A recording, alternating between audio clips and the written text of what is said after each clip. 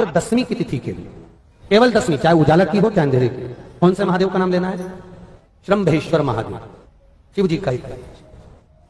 चिड़चिड़ करता है या गलत मार्ग पर चलता है, श्रम्भेश्वर महादेव शंकर जी का एक नाम है, श्रम्भेश्वर महादेव। तो जब कोई व्यक्ति चिड़चिड़ करता है, क्रोध करता है, गुस्सा करता है, तो महाराज शंकर भगवान का श्रम्भेश्वर महादेव का नाम लेकर 31 बेलपत्र, जिस व्यक्ति को क्रोध आता है उस व्यक्ति का स्मरण कर कर आखा चावल मतलब सेके चावल के साथ एक एक बेलपत्र 31 बेलपत्र कर कर शिव जी के शिवलिंग पर समर्पित करी जाती है, मात्र 10वीं की तिथि के लिए, केवल 10वीं, चाहे उजाला की हो चाहे अंधेरे की। कौन से महादेव का नाम लेना है? श्रम्भेश्वर महादेव, शिव जी का ही। एक और चीज है महाराज, छोटे छोटे बच्चे रहते हैं, कुछ कुछ बच्चों को माता जबरदस्ती के भोजन कराती है, खिलाती है, ठोकती मारती खिलाती है। कुछ कुछ बच्चे ऐसे रहते हैं वो कुछ खा ही नहीं पाते, मुख में दो और वॉमिटिंग कर देते हैं, उल्टी कर देते हैं। ऐसे बच्चों के लिए या जिस व्यक्ति को भोजन पचता नहीं हो और उधर में एसिडिटी रहती हो और जलन टाइप की होती हो, उसके लिए भी श्रम्भेश्वर महादेव का स्मरण है। सुंदर व्याख्यान वर्णन किया है। श्रम्भेश्वर महादेव के ठीक सामने अर्थात भगवान शंकर के किसी भी शिवलिंग के सामने एक तांबे के लोटे में जल रख लीजिए, तो जल के अंदर 3 बेलपत्र डाल दीजिए, एक पीपल का पत्ता डाल दीजिए महाराज, शमी के 11 पत्ते कलश को छुआकर शंकर भगवान के शिवलिंग पर श्रम्भेश्वर महादेव के नाम से चढ़ा दीजिए। उस जल को उठाकर ले आइए, एक रात्रि तक घर के अंदर रखना है। उस जल को श्रम्भेश्वर महादेव का नाम लेकर जिस व्यक्ति को एसिडिटी होती हो या उधर खराब रहता हो या भोजन नहीं पचता हो या पेट से जुड़ी हुई प्रॉब्लम हो या बच्चों को भोजन कराते हैं और वो वोमिटिंग कर देते हो, ऐसे बच्चे को या भोजन नहीं भा रहा हो ऐसे व्यक्ति को उस जल को सवेरे दोपहर शाम 3 बार श्रम्भेश्वर महादेव का नाम लेकर आचमन कराना प्रारंभ कर दो, पिलाना चालू कर दीजिए। 3 या 4 दिन पिलाओगे, अपने आप उधर में भी आनंद रहेगा, बच्चा भोजन करना भी प्रारंभ कर देगा। श्रम्भेश्वर महादेव, विश्वास की पूर्णता में शिव तत्व की पूर्णता। सारे देवताओं पर नारियल को तोड़कर चढ़ाया जाता है, पर मेरे शंकर भगवान को नारियल तोड़कर नहीं पूर्ण चढ़ाया जाता है, क्योंकि विश्वास पूर्ण होना चाहिए। जैसे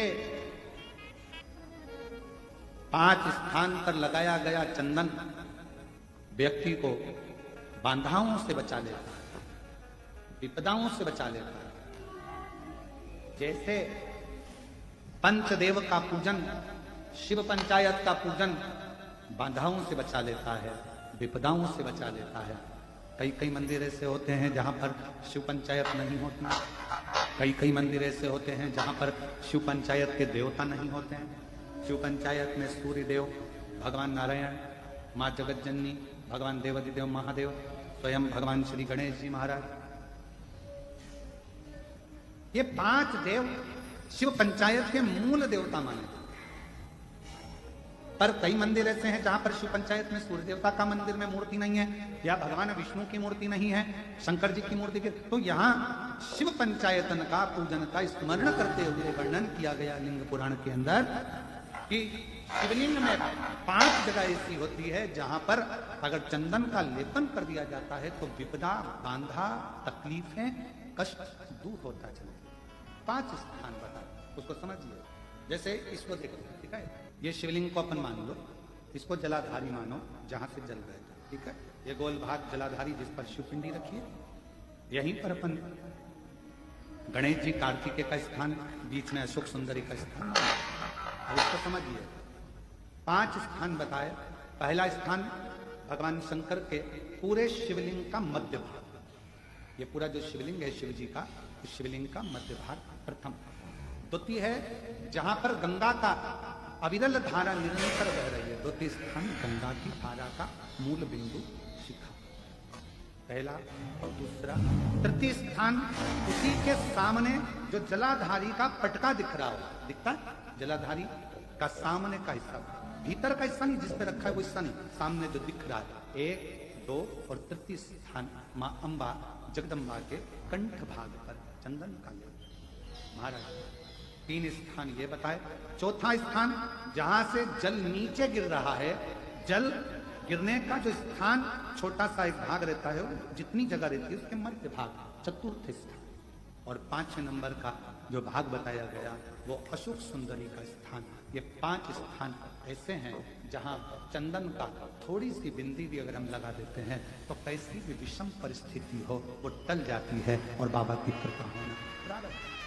पंचदेव शिव पंचायत के 5 देवताओं का स्मरण कर कर सूर्यदेव, नारायण, माँ जगदम्बा, दुर्गा भवानी, भगवान देव महादेव, भगवान श्री गणेश जी महाराज का स्मरण कर कर पंच। जिस लड़का और लड़की का विवाह नहीं हो रहा, बहुत हताश हो गए, परेशान हो गए, विवाह संबंध जमी नहीं रहा, किसी भी बुधवार के दिन तांबे के कलश में चने की दाल को भर लीजिए, किसी भी बुधवार, और तांबे के कलश में चने की दाल को भर लो, उसमें 2 गोल सुपारी रख लो, पूजन वाली सुपारी रख कर 2 सिक्के उसमें रख लो, पीले कपड़े से मुख बांध दो, उसका पूजन करो बुधवार के दिन भी, और गुरुवार के दिन उसका पूजन स्नान करने के बाद करना, पर घर में किसी से बात मत करना, मुख से शब्द मत बोलना, मुख झूठा मत करना।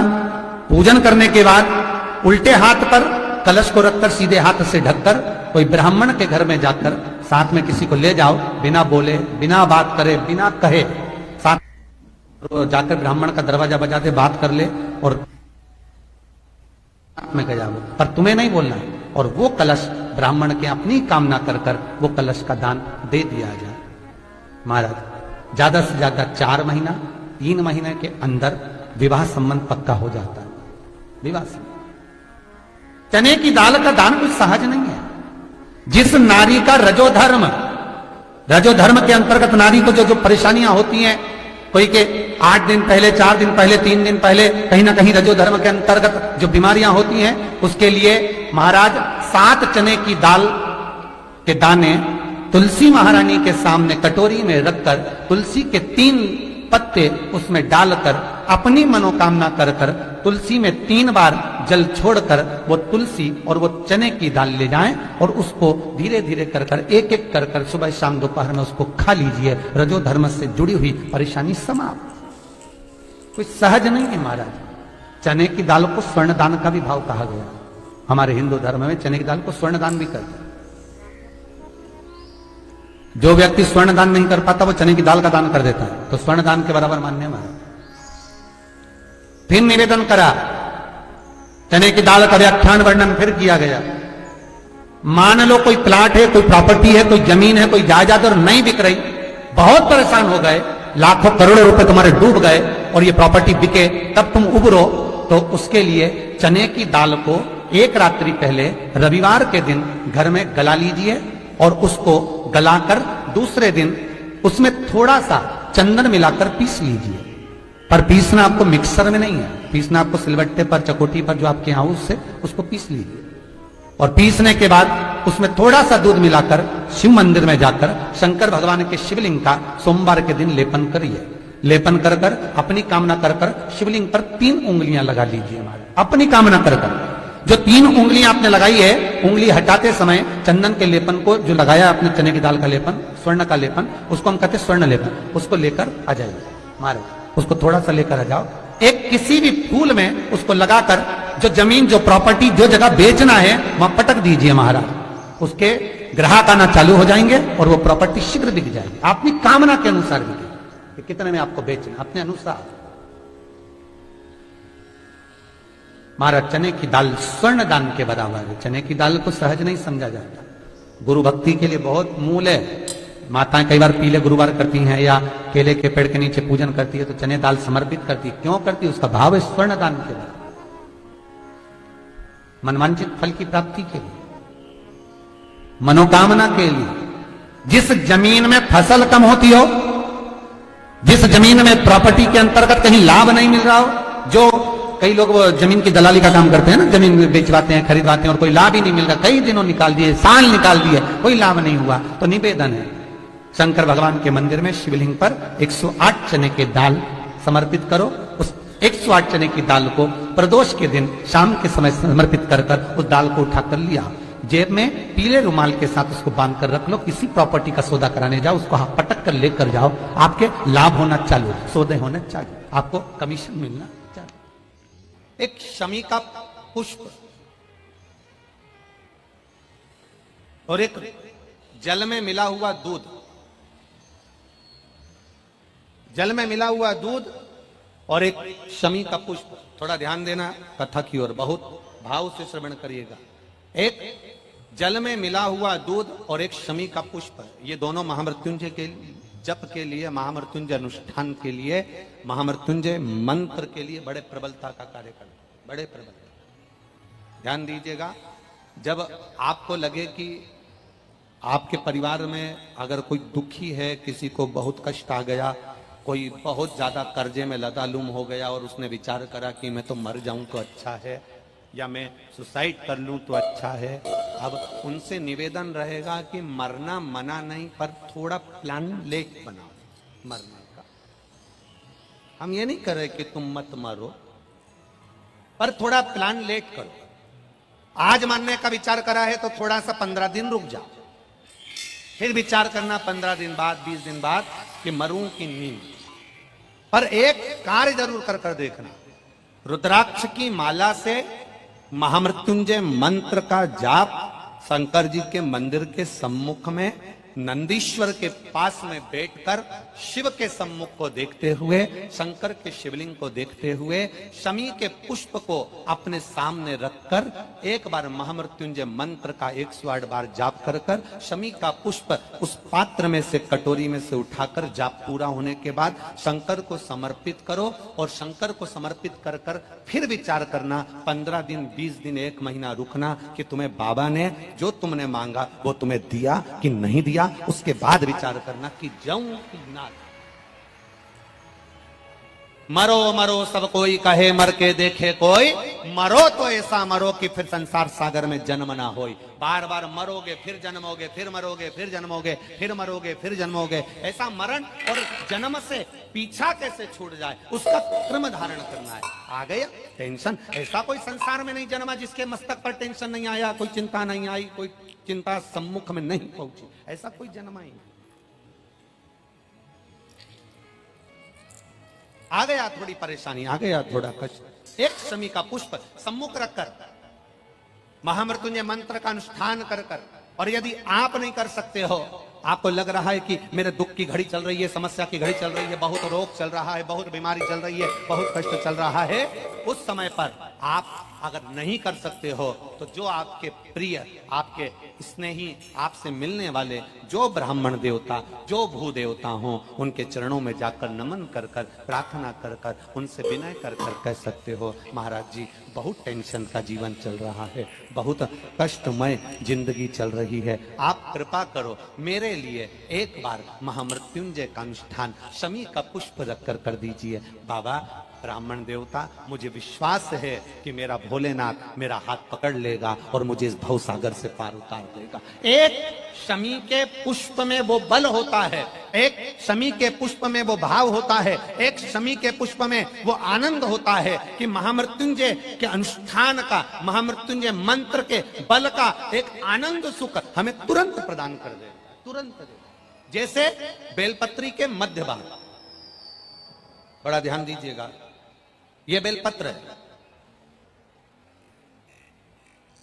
और इस बेलपत्र के 2 पत्ती और ये 3 पत्ती का जहां पर मिलन हुआ है, फिर अच्छे से देख लीजिए, बेलपत्र की 2 पत्तियां, ये 3 पत्तियों का जहां बीच में मिलन हुआ है, उस 3 पत्ती के मिलन की जगह पर केवल मिलन वाले स्थान पर चंदन लगाकर अगर हम 108 बार महामृत्युंजय मंत्र का स्मरण कर कर देवाधिदेव महादेव को समर्पित करते हैं तो मनवांछित फल की कामना हमारी तुरंत पूर्ण हो जाती है। वो महामृत्युंजय मंत्र हम तो यहां तक कहेंगे, खाली होते होते जब सुबह के समय पर पानी थोड़ा रह जाता है, उस घर में जहां हंडा आधे से ज्यादा खाली हो जाता है, शास्त्र कहता है, भविष्य पुराण कहती है, जहां पानी का हंडा आधे से ज्यादा खाली हो गया, समझ लेना दूसरे दिन रसोई घर में क्लेश जरूर होगा, यह पक्का।